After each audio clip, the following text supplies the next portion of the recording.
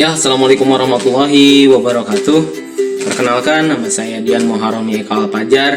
Saya adalah CGP Angkatan 2 Kabupaten Lebak dan saya bertugas sekarang di SMPN 3 1 Atap Sobang.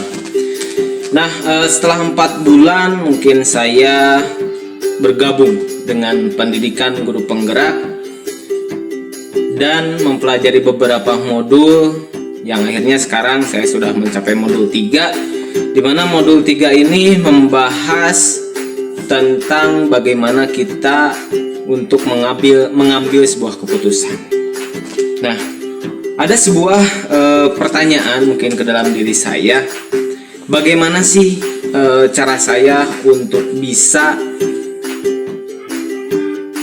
memberikan sesuatu kepada sekolah atau mempraktekkan nantinya hasil dari program guru penggerak ini.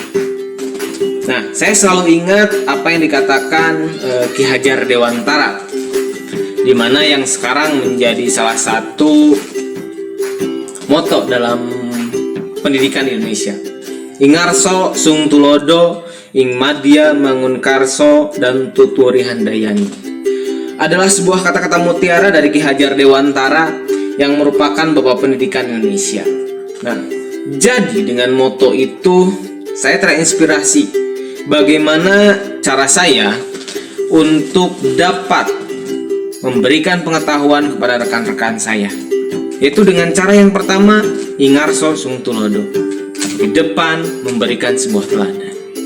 Nah, teladan inilah yang akan menjadi sebuah profil yang dilihat oleh rekan kerja kita, yang dilihat oleh murid kita. Karena mungkin ada istilah guru itu digugu dan ditiru, maka teladanlah yang akan saya berikan. Dengan apa? Dengan bersikap baik, dengan memberikan contoh budaya positif, cara pengambil keputusan yang baik yang dipelajari di guru penggerak ini. Lalu ing madya mangun karso, dimana artinya adalah saat kita berada di tengah-tengah, kita dapat memotivasi rekan-rekan kita untuk maju, atau murid-murid kita selalu berkembang. Jadi pada saat saya ada di tengah-tengah mereka, saya akan mencoba untuk memberikan ilmu yang saya terima di program guru penggerak ini dan mendorong mereka sama-sama bangkit untuk mewujudkan pendidikan Merdeka Belajar. Nah, setelah itu ada tuturi handayani. Mungkin ini adalah istilah yang sering terdengar di sebuah sekolah. Tuturi handayani, mendorong dari belakang. Setelah saya memberikan teladan, setelah saya menjadi seorang motivasi bagi teman-teman dan sama-sama membangkitkan prinsip Merdeka Belajar, dan saya harus menjadi pendorong mereka. Jadi pada saat saya di belakang, saya mendorong teman-teman supaya bisa meneruskan yang namanya Merdeka Belajar. Mendidik seorang anak yang benar supaya menjadi profil Pancasila. Nah, profil pelajar Pancasila lah yang menjadi sebuah hasil dari pembelajaran yang harusnya diwujudkan di Indonesia.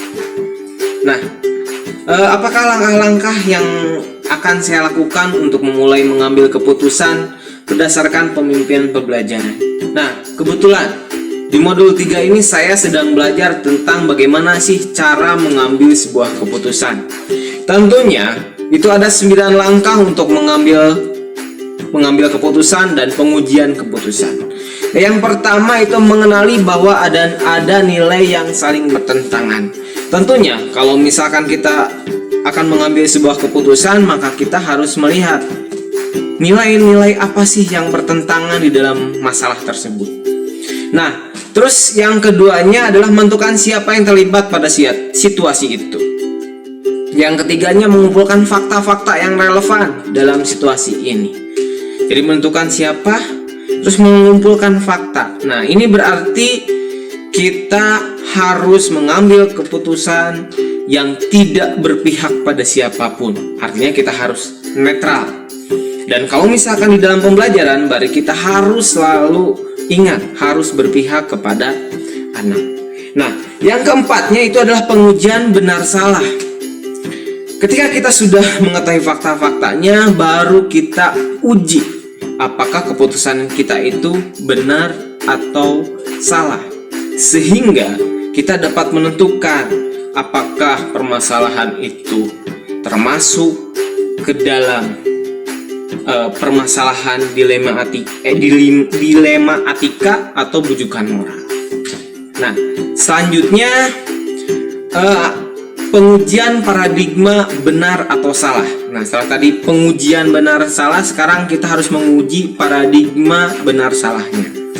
Nah, paradigma itu ada 4, di mana individu lawan masyarakat, terus ada kebenaran lawan kesetiaan, keadilan versus belas kasihan, dan jangka pendek versus jangka panjang. Nah, 4 paradigma ini yang harus kita analisis untuk memecahkan sebuah masalah sehingga kita bisa mengambil sebuah keputusan. Nah, selanjutnya adalah investigasi opsi trilema dan membuat keputusan. Nah, jadi kita harus memilih-milih apakah keputusan yang akan kita buat itu hanya mementingkan beberapa kubu saja, atau justru akan memberikan manfaat yang banyak. Nah, tentunya dengan menggunakan investigasi opsi trilema, kita harus bisa membuat keputusan yang baik untuk semua. Nah, selanjutnya adalah tinjau lagi keputusan Anda dan refleksikan. Tentunya yang untuk membuat sebuah keputusan itu sangat berat. Tetapi seorang pemimpin pembelajaran mau tidak mau, pahit atau tidak, kita harus membuat sebuah keputusan. Nah, lalu setelah kita membuat keputusan, tentunya kita harus mengkaji kembali keputusan itu. Dan kita refleksikan, apakah sudah baik atau mungkin ada yang salah, dan itu harus dipertanggungjawabkan sebagai seorang penentu keputusan. Nah, jadi mulai dari hari ini saya akan mencoba untuk menerapkan langkah-langkah tersebut di dalam mengambil keputusan. Karena dengan 9 langkah tersebut saya bisa mempertanggungjawabkan keputusan-keputusan yang saya ambil, sehingga mungkin keputusan saya itu bisa bermanfaat bagi semua orang. Nah, lalu siapakah yang akan menjadi teman saya? Tentunya karena saya adalah sebagai seorang guru, maka saya harus bekerja sama dengan pemimpin di sekolah, yaitu kepala sekolah. Tentunya karena apapun keputusannya pasti kita punya pemimpin. Nah, pemimpin tersebutlah yang harus memutuskan atau memberikan sebuah kebijakan.